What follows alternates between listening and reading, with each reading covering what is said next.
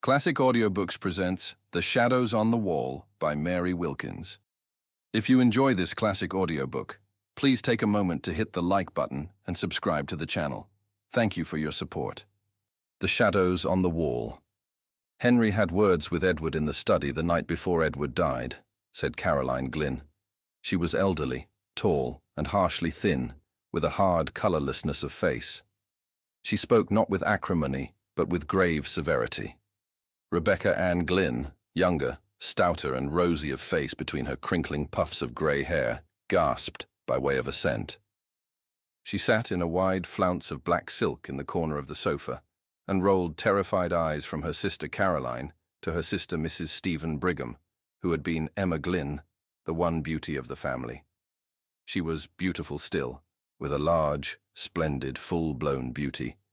She filled a great rocking chair with her superb bulk of femininity, and swayed gently back and forth, her black silks whispering and her black frills fluttering. Even the shock of death, for her brother Edward lay dead in the house, could not disturb her outward serenity of demeanour. She was grieved over the loss of her brother. He had been the youngest, and she had been fond of him, but never had Emma Brigham lost sight of her own importance amidst the waters of tribulation. She was always awake to the consciousness of her own stability in the midst of vicissitudes, and the splendour of her permanent bearing. But even her expression of masterly placidity changed before her sister Caroline's announcement, and her sister Rebecca Ann's gasp of terror and distress in response. "I think Henry might have controlled his temper, when poor Edward was so near his end," said she with an asperity which disturbed slightly the roseate curves of her beautiful mouth. "Of course he did not know," murmured Rebecca Ann in a faint tone strangely out of keeping with her appearance. One involuntarily looked again to be sure that such a feeble pipe came from that full swelling chest. "Of course he did not know it," said Caroline quickly. She turned on her sister with a strange, sharp look of suspicion. "How could he have known it?" said she. Then she shrank as if from the other's possible answer. "Of course you and I both know he could not," said she conclusively. But her pale face was paler than it had been before. Rebecca gasped again. The married sister, Mrs. Emma Brigham, was now sitting up straight in her chair. She had ceased rocking, and was eyeing them both intently with a sudden accentuation of family likeness in her face. Given one common intensity of emotion, and similar lines showed forth, and the three sisters of one race were evident. "What do you mean?" said she impartially to them both. Then she, too, seemed to shrink before a possible answer. She even laughed an evasive sort of laugh. "I guess you don't mean anything," said she, but her face wore still the expression of shrinking horror. "Nobody means anything," said Caroline firmly. She rose and crossed the room toward the door with grim decisiveness. "Where are you going?" asked Mrs. Brigham. "I have something to see to," replied Caroline, and the others at once knew by her tone that she had some solemn and sad duty to perform in the chamber of death. "Oh," said Mrs. Brigham. After the door had closed behind Caroline, she turned to Rebecca. "Did Henry have many words with him?" she asked. "They were talking very loud," replied Rebecca evasively, yet with an answering gleam of ready response to the other's curiosity in the quick lift of her soft blue eyes. Mrs. Brigham looked at her. She had not resumed rocking. She still sat up straight with a slight knitting of intensity on her fair forehead, between the pretty rippling curves of her auburn hair. "Did you hear anything?" she asked, in a low voice with a glance toward the door. "I was just across the hall in the south parlour, and that door was open and this door ajar," replied Rebecca with a slight flush. "Then you must have—" "I couldn't help it." "Everything?" "Most of it." "What was it?" "The old story. I suppose Henry was mad, as he always was, because Edward was living on here for nothing, when he had wasted all the money father left him." Rebecca nodded with a fearful glance at the door. When Emma spoke again, her voice was still more hushed. "I know how he felt," said she.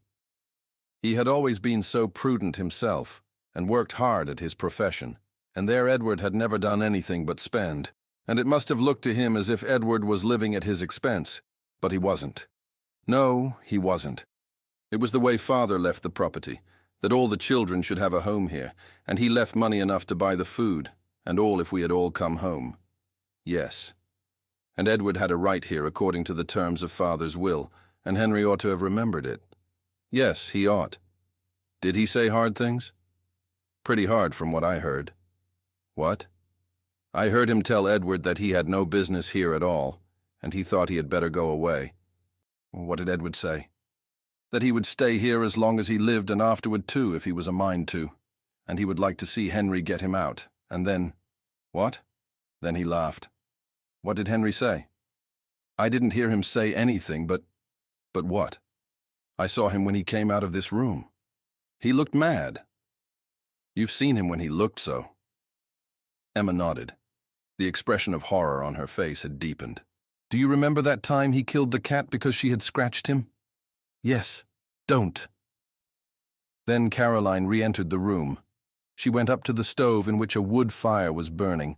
It was a cold, gloomy day of fall, and she warmed her hands, which were reddened from recent washing in cold water. Mrs. Brigham looked at her and hesitated. She glanced at the door, which was still ajar, as it did not easily shut, being still swollen with the damp weather of the summer. She rose and pushed it together with a sharp thud which jarred the house. Rebecca started painfully with a half exclamation. Caroline looked at her disapprovingly. It is time you controlled your nerves, Rebecca, said she. I can't help it, replied Rebecca with almost a wail. I am nervous. There's enough to make me so, the Lord knows. What do you mean by that? Asked Caroline with her old air of sharp suspicion, and something between challenge and dread of its being met. Rebecca shrank. Nothing, said she. Then I wouldn't keep speaking in such a fashion. Emma, returning from the closed door, said imperiously that it ought to be fixed. It shut so hard. It will shrink enough after we have had the fire a few days, replied Caroline. If anything is done to it, it will be too small. There will be a crack at the sill. I think Henry ought to be ashamed of himself for talking as he did to Edward, said Mrs. Brigham abruptly, but in an almost inaudible voice. Hush, said Caroline, with a glance of actual fear at the closed door. Nobody can hear with the door shut. He must have heard it shut, and, well, I can say what I want to before he comes down, and I am not afraid of him. I don't know who is afraid of him. What reason is there for anybody to be afraid of Henry? Demanded Caroline.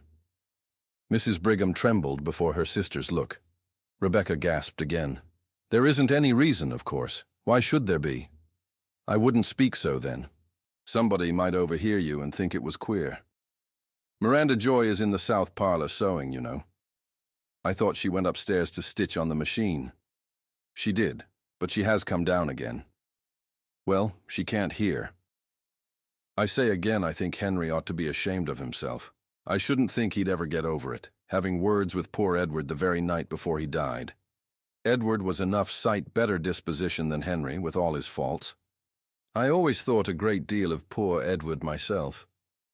Mrs. Brigham passed a large fluff of handkerchief across her eyes. Rebecca sobbed outright. Rebecca, said Caroline admonishingly, keeping her mouth stiff and swallowing determinately. I never heard him speak a cross word, unless he spoke cross to Henry that last night.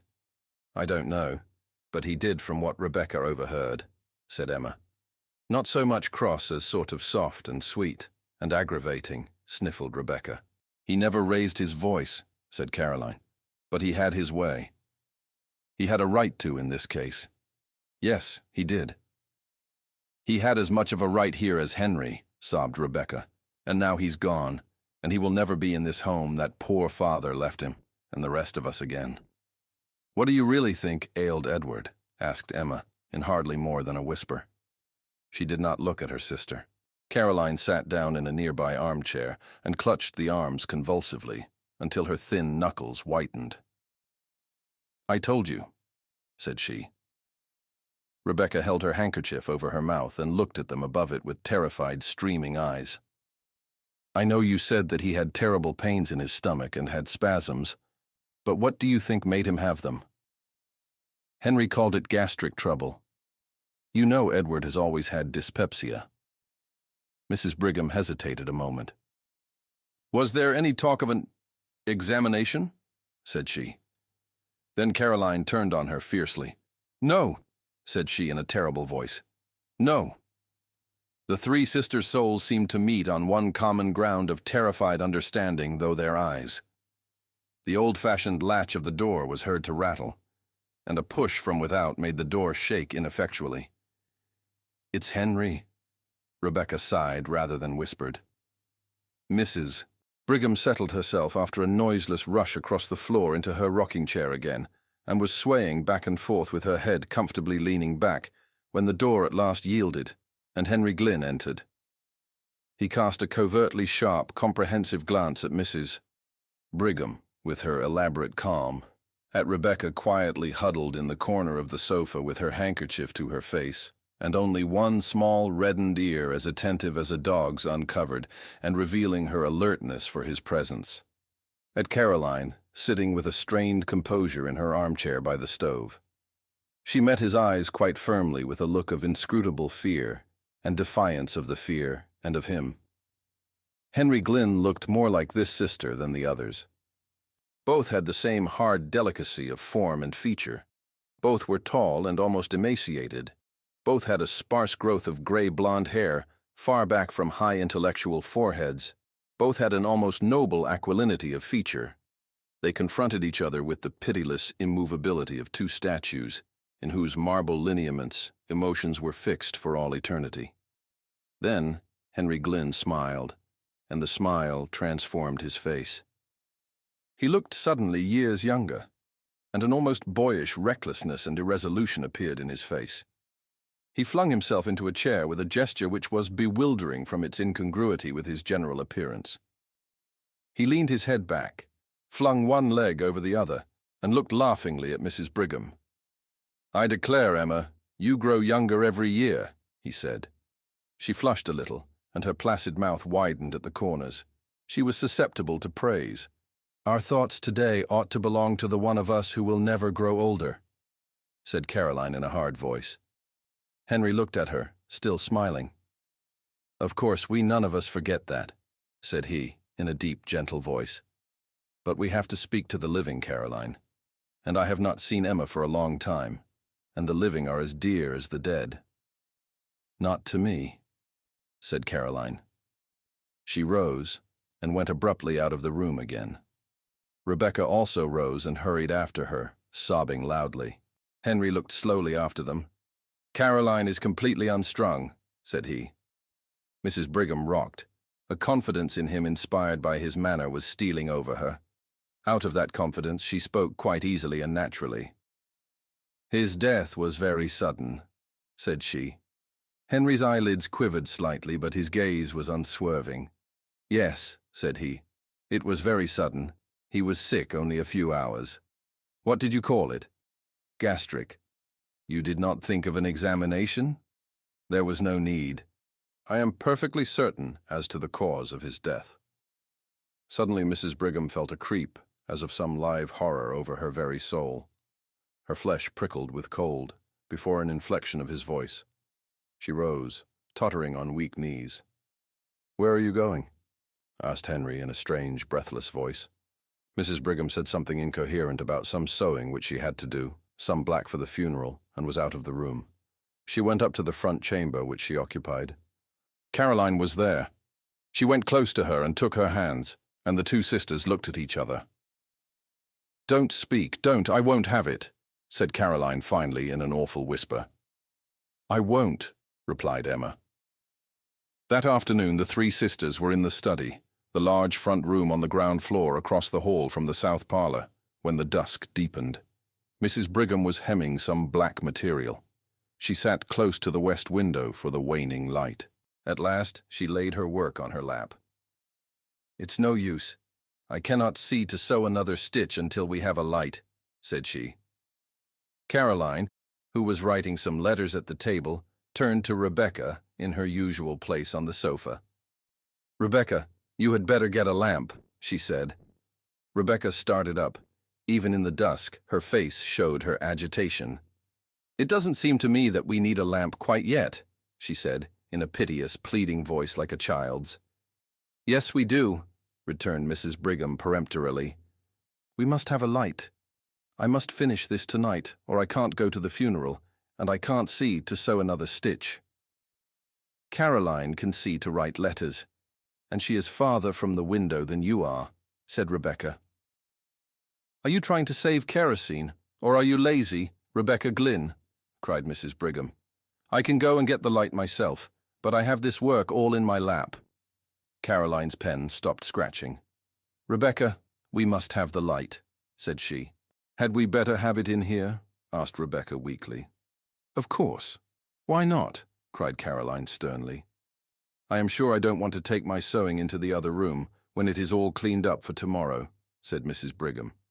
"Why, I never heard such a to-do about lighting a lamp." Rebecca rose and left the room. Presently she entered with a lamp, a large one with a white porcelain shade. She set it on a table, an old-fashioned card table which was placed against the opposite wall from the window. That wall was clear of bookcases and books, which were only on 3 sides of the room. That opposite wall was taken up with 3 doors, the one small space being occupied by the table.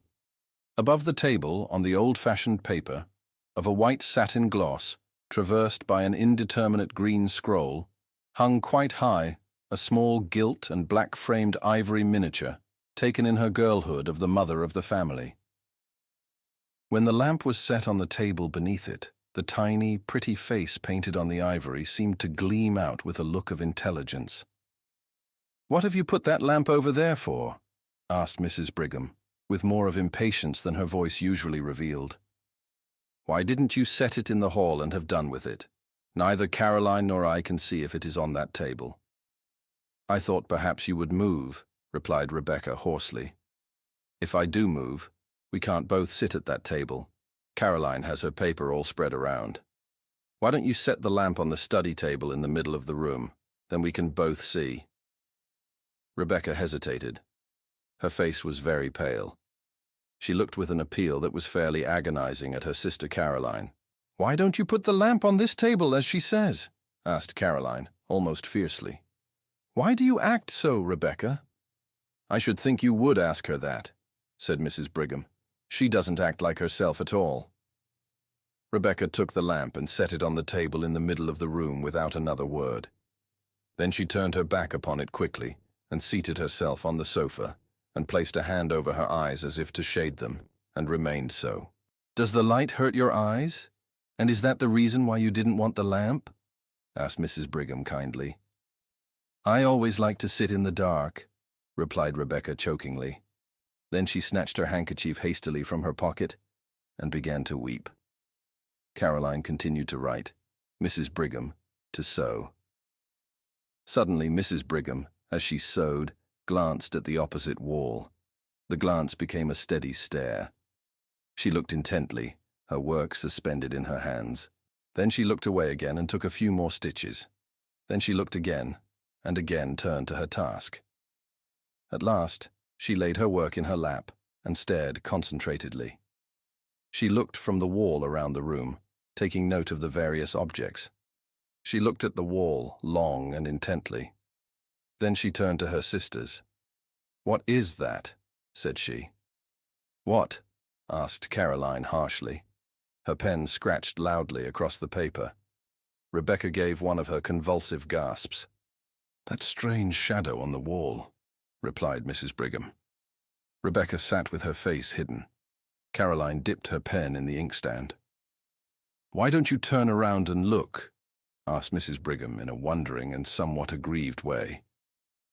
"I am in a hurry to finish this letter. If Mrs. Wilson Ebbett is going to get word in time to come to the funeral," replied Caroline shortly. "Mrs. Brigham rose, her work slipping to the floor, and she began walking around the room, moving various articles of furniture, with her eyes on the shadow. Then suddenly she shrieked out, "Look at this awful shadow! What is it? Caroline! Look, look! Rebecca, look! What is it?" All Mrs. Brigham's triumphant placidity was gone. Her handsome face was livid with horror. She stood stiffly pointing at the shadow. "Look," said she, pointing her finger at it. "Look! What is it?" Then Rebecca burst out in a wild wail after a shuddering glance at the wall. "Oh, Caroline, there it is again! There it is again!" "Caroline Glynn, you look," said Mrs. Brigham. "Look! What is that dreadful shadow?" Caroline rose, turned, and stood confronting the wall. "How should I know?" she said. "It has been there every night since he died," cried Rebecca. "Every night?" "Yes. He died Thursday and this is Saturday. That makes 3 nights," said Caroline rigidly. She stood as if holding herself calm with a vice of concentrated will. It looks like, stammered Mrs. Brigham in a tone of intense horror. "I know what it looks like well enough," said Caroline. "I've got eyes in my head." "It looks like Edward," burst out Rebecca in a sort of frenzy of fear. "Only—" "Yes, it does," assented Mrs. Brigham, whose horror-stricken tone matched her sister's. "Only—" "Oh, it is awful. What is it, Caroline?" "I ask you again, how should I know?" replied Caroline. "I see it there like you. How should I know any more than you?" "It must be something in the room," said Mrs. Brigham, staring wildly around. "We moved everything in the room the first night it came," said Rebecca. "It is not anything in the room." Caroline turned upon her with a sort of fury. "Of course it is something in the room," said she. "How you act! What do you mean by talking so? Of course it is something in the room." "Of course it is," agreed Mrs. Brigham, looking at Caroline suspiciously. "Of course it must be. It is only a coincidence. It just happens so. Perhaps it is that fold of the window curtain that makes it. It must be something in the room." "It is not anything in the room," repeated Rebecca with obstinate horror. The door opened suddenly, and Henry Glynn entered. He began to speak, then his eyes followed the direction of the others. He stood stock still, staring at the shadow on the wall. It was life-size and stretched across the white parallelogram of a door, half across the wall space on which the picture hung. "What is that?" he demanded in a strange voice. "It must be due to something in the room," Mrs. Brigham said faintly. "It is not due to anything in the room," said Rebecca again, with the shrill insistency of terror. "How you act, Rebecca Glynn," said Caroline. Henry Glynn stood and stared a moment longer. His face showed a gamut of emotions, horror, conviction, then furious incredulity. Suddenly, he began hastening hither and thither about the room. He moved the furniture with fierce jerks, turning ever to see the effect upon the shadow on the wall. Not a line of its terrible outlines wavered. "It must be something in the room," he declared in a voice which seemed to snap like a lash. His face changed. The inmost secrecy of his nature seemed evident until one almost lost sight of his lineaments. Rebecca stood close to her sofa, regarding him with woeful, fascinated eyes. Mrs. Brigham clutched Caroline's hand. They both stood in a corner out of his way. For a few moments he raged about the room like a caged wild animal. He moved every piece of furniture. When the moving of a piece did not affect the shadow, he flung it to the floor, the sisters watching. Then suddenly he desisted. He laughed and began straightening the furniture which he had flung down. "What an absurdity," he said easily. "Such a to-do about a shadow." "That's so," assented Mrs. Brigham, in a scared voice which she tried to make natural. As she spoke, she lifted a chair near her. "I think you have broken the chair that Edward was so fond of," said Caroline. Terror and wrath were struggling for expression on her face. Her mouth was set, her eyes shrinking. Henry lifted the chair with a show of anxiety. "Just as good as ever," he said pleasantly. He laughed again, looking at his sisters. "Did I scare you?" he said. "I should think you might be used to me by this time. You know my way of wanting to leap to the bottom of a mystery, and that shadow does look queer, like, and I thought if there was any way of accounting for it, I would like to without any delay." "You don't seem to have succeeded," remarked Caroline dryly, with a slight glance at the wall. Henry's eyes followed hers, and he quivered perceptibly. "Oh, there is no accounting for shadows," he said, and he laughed again. "A man is a fool to try to account for shadows." Then the supper bell rang, and they all left the room. But Henry kept his back to the wall, as did indeed the others. Mrs. Brigham pressed close to Caroline as she crossed the hall. "He looked like a demon," She breathed in her ear. Henry led the way with an alert motion like a boy. Rebecca brought up the rear. She could scarcely walk. Her knees trembled so. "I can't sit in that room again this evening," she whispered to Caroline after supper. "Very well, we will sit in the south room," replied Caroline. "I think we will sit in the south parlor," she said aloud. "It isn't as damp as the study, and I have a cold." So they all sat in the south room with their sewing.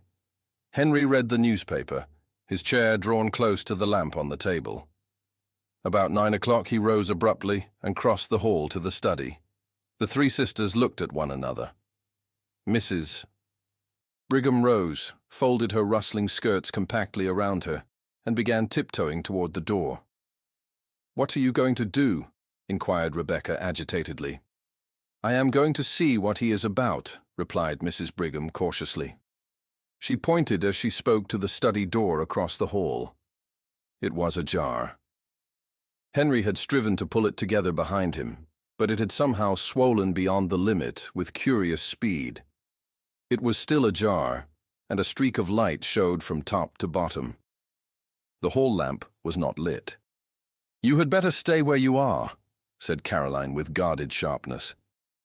"I'm going to see," repeated Mrs. Brigham firmly. Then she folded her skirts so tightly that her bulk with its swelling curves was revealed in a black silk sheath, and she went with a slow toddle across the hall to the study door. She stood there, her eye at the crack.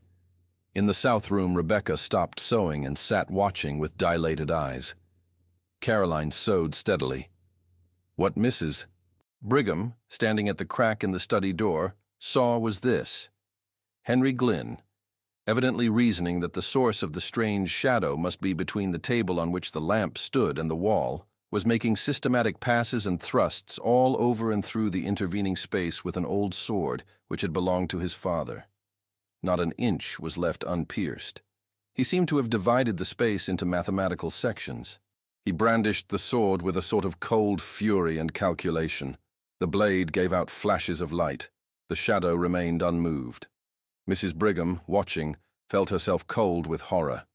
Finally Henry ceased and stood with the sword in hand and raised as if to strike, surveying the shadow on the wall threateningly. Mrs. Brigham toddled back across the hall and shut the south room door behind her before she related what she had seen. "He looked like a demon," she said again. "Have you got any of that old wine in the house, Caroline? I don't feel as if I could stand much more." Indeed, she looked overcome. Her handsome, placid face was worn and strained and pale. "Yes, there's plenty," said Caroline. "You can have some when you go to bed." "I think we had all better take some," said Mrs. Brigham. "Oh, my God, Caroline, what—" "Don't ask and don't speak," said Caroline.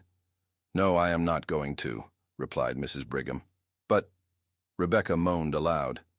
"What are you doing that for?" asked Caroline harshly. "Poor Edward," returned Rebecca. "That is all you have to groan for," said Caroline. "There is nothing else." "I am going to bed," said Mrs. Brigham. "I shan't be able to be at the funeral if I don't." Soon the three sisters went to their chambers, and the south parlor was deserted. Caroline called to Henry in the study to put out the light before he came upstairs. They had been gone about an hour when he came into the room, bringing the lamp which had stood in the study. He set it on the table and waited a few minutes, pacing up and down. His face was terrible. His fair complexion showed livid. His blue eyes seemed dark blanks of awful reflections. Then he took the lamp up and returned to the library. He set the lamp on the center table, and the shadow sprang out on the wall. Again he studied the furniture and moved it about, but deliberately, with none of his former frenzy. Nothing affected the shadow. Then he returned to the south room with the lamp, and again waited. Again he returned to the study and placed the lamp on the table, and the shadow sprang out upon the wall. It was midnight before he went upstairs. Mrs. Brigham and the other sisters, who could not sleep, heard him. The next day was the funeral. That evening the family sat in the south room. Some relatives were with them.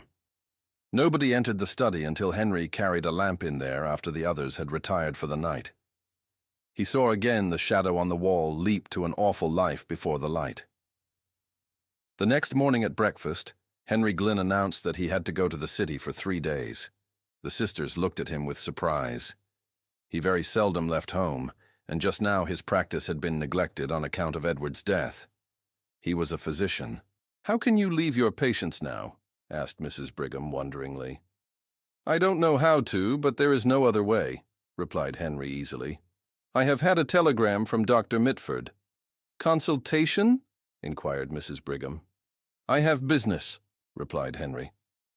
Dr. Mitford was an old classmate of his who lived in a neighboring city and who occasionally called upon him in the case of a consultation. After he had gone, Mrs. Brigham said to Caroline that after all, Henry had not said that he was going to consult with Dr. Mitford, and she thought it very strange. "Everything is very strange," said Rebecca with a shudder. "What do you mean?" inquired Caroline sharply. "Nothing," replied Rebecca. Nobody entered the library that day, nor the next, nor the next. The third day, Henry was expected home, but he did not arrive, and the last train from the city had come. "I call it pretty queer work," said Mrs. Brigham. "The idea of a doctor leaving his patients for 3 days anyhow, at such a time as this, and I know he has some very sick ones. He said so. And the idea of a consultation lasting 3 days. There is no sense in it, and now he has not come. I don't understand it for my part." "I don't either," said Rebecca. They were all in the south parlor. There was no light in the study opposite, and the door was ajar. Presently Mrs. Brigham rose. She could not have told why. Something seemed to impel her, some will outside her own. She went out of the room, again wrapping her rustling skirts around that she might pass noiselessly, and began pushing at the swollen door of the study. "She has not got any lamp," said Rebecca in a shaking voice. Caroline, who was writing letters, rose again, took a lamp, there were 2 in the room, and followed her sister. Rebecca had risen, but she stood trembling, not venturing to follow. The doorbell rang, but the others did not hear it. It was on the south door on the other side of the house from the study. Rebecca, after hesitating until the bell rang the second time, went to the door. She remembered that the servant was out. Caroline and her sister Emma entered the study. Caroline set the lamp on the table. They looked at the wall. "Oh, my God," gasped Mrs. Brigham. There are 2 shadows." The sisters stood clutching each other, staring at the awful things on the wall. Then Rebecca came in, staggering, with a telegram in her hand. "Here is a telegram," she gasped. "Henry is dead."